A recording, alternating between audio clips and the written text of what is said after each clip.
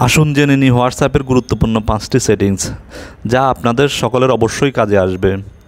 Number 1, হোয়াটসঅ্যাপে কাউকে call না দিয়ে সরাসরি কথা বলতে পারবেন। এই জন্য কারো ইনবক্সে ঢুকে সোয়াইপ করে ধরে রাখুন এবং সে যদি জয়েন করে তাহলে আপনারা কথা বলতে পারবেন। এর জন্য কাউকে কল দেওয়া লাগবে না, অর্থাৎ সোয়াইপের মাধ্যমে আপনি তার সাথে কথা বলতে পারবেন। নাম্বার 2, আপনাকে যদি কেউ মেসেজ পাঠায় তাহলে সে বুঝতে পারবে না যে আপনি তার মেসেজ সিন করেছেন কিনা। এই জন্য আপনাকে যা করতে হবে তা হচ্ছে প্রথমে মেনু অপশনে যেতে হবে। মেনু অপশনে গিয়ে সেটিংস অপশনে যেতে হবে।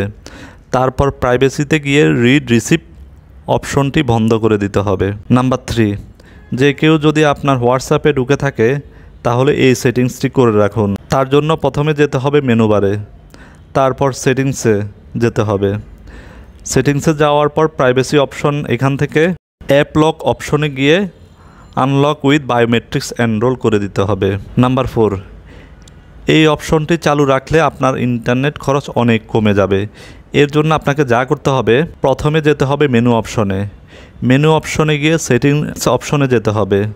সেটিংস অপশনে যাওয়ার পর স্টোরেজ অ্যান্ড ডাটা অপশনে গিয়ে হোয়েন ইউজিং মোবাইল ডাটাতে যা কিছু আছে সব অফ করে দিতে হবে।